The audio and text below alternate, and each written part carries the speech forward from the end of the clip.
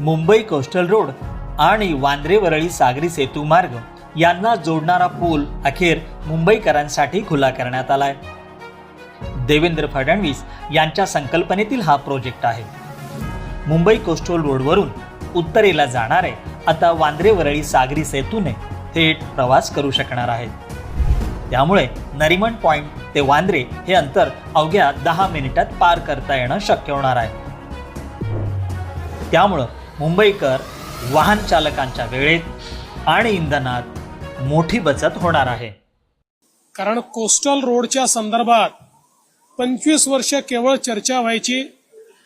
या कामाची मध्यंतरी काय परिस्थिती होती आपण सगळ्यांनी बघितली, पण पुन्हा नव्याने सरकार आल्यानंतर ज्या वेगानं हे काम आम्ही पूर्ण केलेलं आहे हे आपल्या सगळ्यांच्या नजरेसमोर आहे।